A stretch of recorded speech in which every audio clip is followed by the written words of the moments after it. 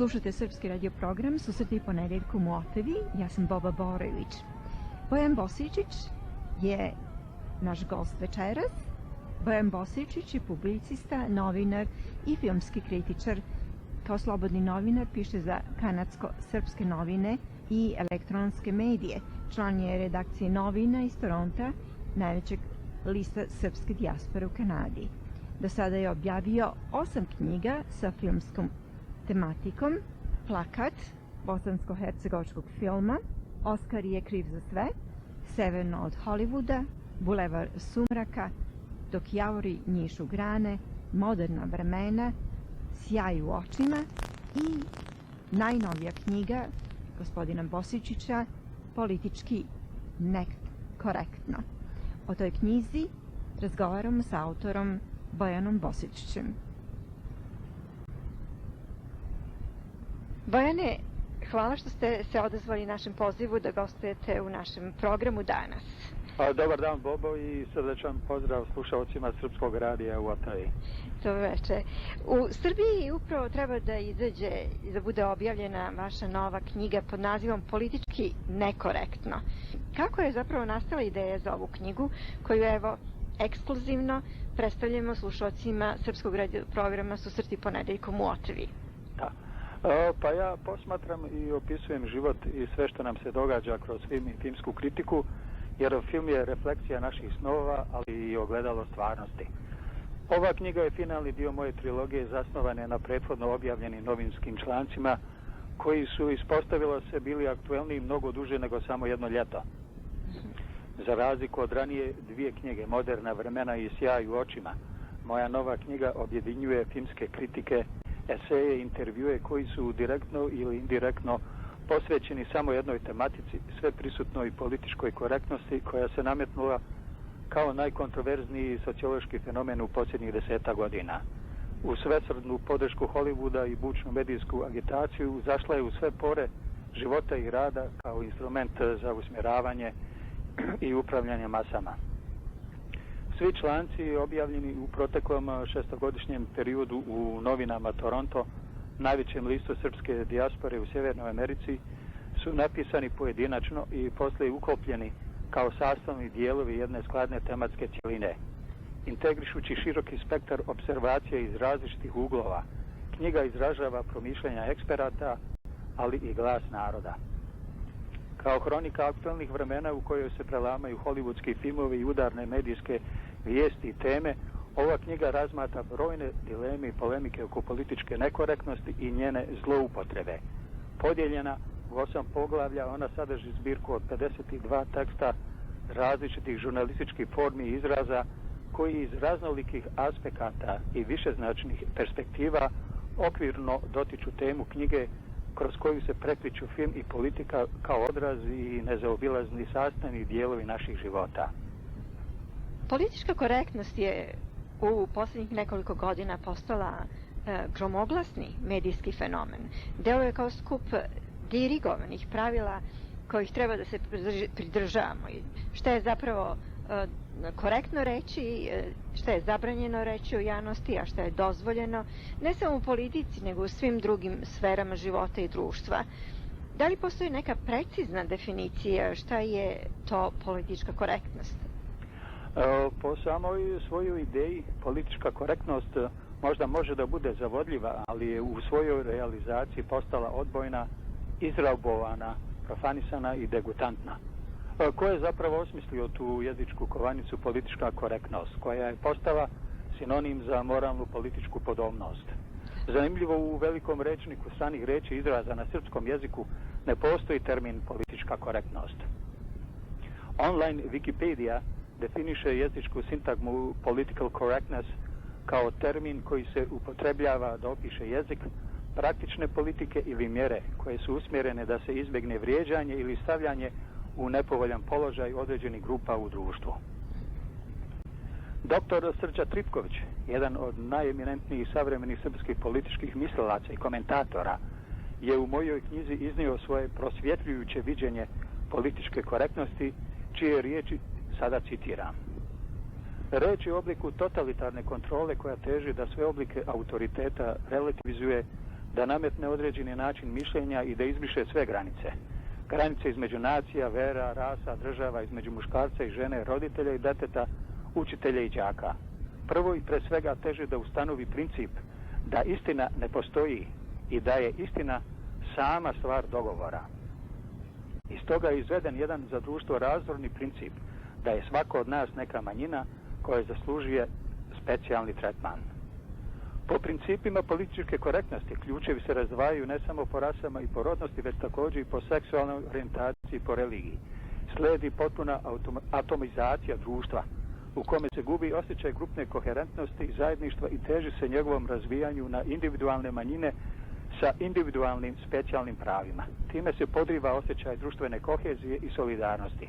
Istovremeno uspostavlja se daleko lakša kontrola na svim nivoima i daleko se lakše manipuliše ljudima. Doktor Tripković dalje ukazuje da se, citiram, scena danas promijenila na štetu meritokratije, na štetu onih koji su svojim trudom, talentom i zalaganjem težili da nešto postignu. Pritom stalno se širi dijapazon tih navodno ugnjetenih manjina kojima je potrebna specijalna zaštita, bez obzira koliko one u suštini bile privilegovane. Tako sada postoje razni oblici obrnute diskriminacije zato što treba da se pravi uravnilovka, ne u pogledu jednakosti šansi, već u pogledu jednakosti ishoda.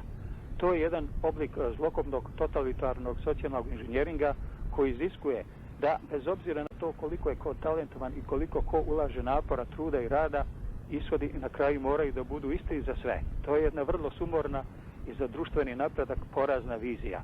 Kazao mi je u intervju za moju knjigu dr. Srđan Tripković. Apsolutno porazna vizija.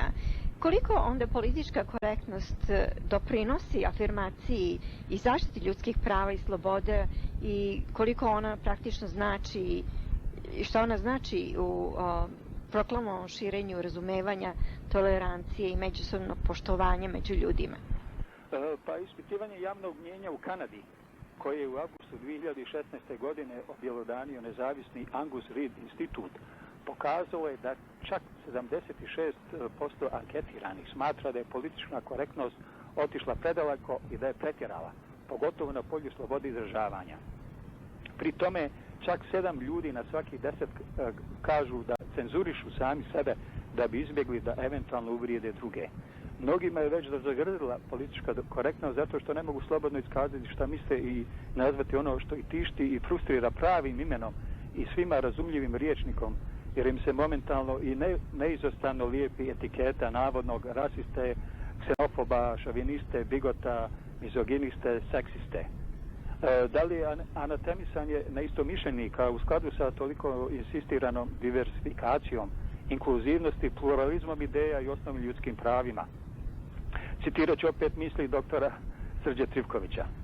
Politička korektnost daleko od toga da pogoduje jačanju ljudskih prava predstavlja najveću prijetnju ljudskim pravima u savremenom svetu.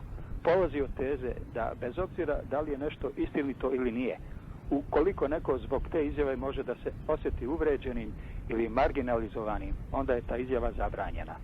Ovo je veoma značajno imati u vidu jer je reč o obliku bukvalno totalitarne kontrole nad ljudskim umom. Izgleda da je tačno. Do sad ste objavili 8 knjiga sa filmskom tematikom, Bojane. Iz vaše perspektive filmskog kritičara, na koji način se politička korektnost manifestuje u hollywoodskoj industriji pokretnih slika? Hollywood je u posljednjih nekoliko godina postao jedan od stjegonoša globalne političke korektnosti. Sa svojom bučno proklamovanom politikom diversifikacije i inkluzivnosti koji su postali temeljni stubovi novousvojene lukave strategije Hollywooda. Svjetska predstavnica pokretnih slika nastoji zapravo da proširi polnu, rasnu i etničku strukturu i bazu publike, da bi time još više povećale svoje profite. Politika i biznis su uvijek bili usko spojeni, pogotovo u Hollywoodu. Pompezna i licemjerna hollywoodska politička korektnost je najučljivija na dodjeli najprestižnijih filmskih nagrada Oscara, gdje je politika postala važnija od filma. Naime, Oskarovske ceremonije su se u posljednjih nekoliko godina odvijale po sinopsisu novoproklamovane hollywoodske politike diversifikacije i inkluzivnosti, etničke, rasne, polne, seksualne. Po svojoj inicijalnoj namjeri Tu nema ništa loše, ali je sve to djelovalo nametnuto i vještačko. Kako se svaki taj show približavao svom kraju, tako se moglo i prepoznati kome će preostale nagrade biti dodijeljene, ali ne po zasluzi, već prije svega po svojevrsnoj protekciji. Naime, nagrade su uručivane po principu za svakoga po nešto, za svakoga po malo, da niko ne bude uvrijeđen, zapostavljen, zaobiđen i prevaziđen i previđen i da svi budu zadovoljni. Ostali su postali zapravo dirigovane nagrade. Niko tu nije ostao zaboravljen, preskočen i izostavljen.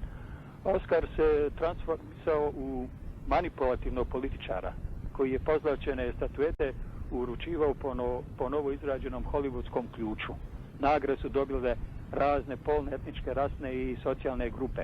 Izgledalo je kao da su Oskari bili rezultat unaprijed napravljene selekcije, a ne stvarni izraz i mjerilo umjetničkih i kreativnih dostignuća filmskih autora i glumaca.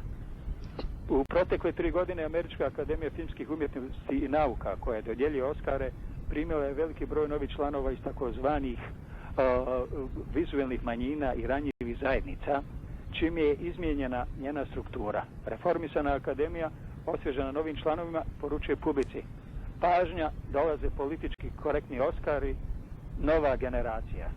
Međutim, ironično je da se ta forsirana politička korektnost Oskaru obila u glavu, jer se ispostavilo da to publika ne voli više da gleda.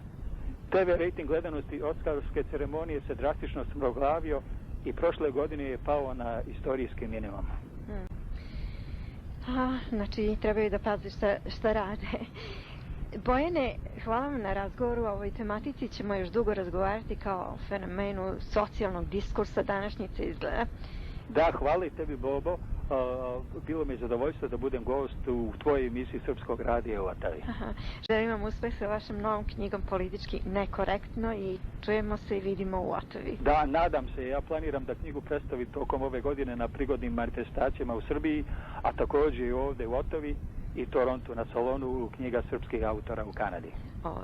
Pa, nadamo se i u Otavi da ćemo imati priliku da vidimo knjigu i predstavimo knjigu u široj publici i ova je tematika definitivno vrlo interesantna i važna.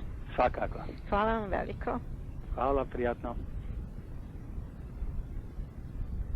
Čuli ste razgovor sa gospodinom Bojanom Bosičićem, filmskim kritičarem i prijateljem srpskog radio programa Susreti ponedeljkom. Knjige gospodina Bosičića su bile promovisane na Beogradskom festu, Međunarodnom sajmu knjiga u Beogradu, Festivalu evropskog filma na Paliću i Salonu knjige srpskih autora u Torontu. Knjiga Ti divni sanjari o 30 godina postojanja najviših kanadskih godišnjih filmskih nagrada Gini jedna je i jedina je sa takvom tematikom u celom svetu.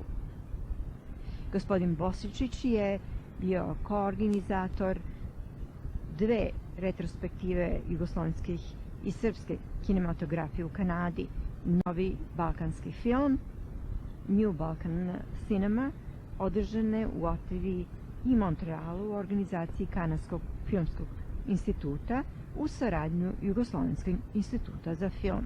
I Jugoslovenski crni talas, biće skoro propast sveta, Yugoslav Black Wave, The End of the World is Coming, koji je održan u Otavi, Vancouveru i Torontu u organizaciji Kanadskog filmskog instituta, Pacifičke kinoteke i kinoteke Ontario u saradnju sa Jugoslovenskom kinotekom. Član je Međunarodne federacije filmskih kritičara i novinara, bio je član međunarodnog žirija na 19. festivalu evropskog filma na Paliću 2012. godine.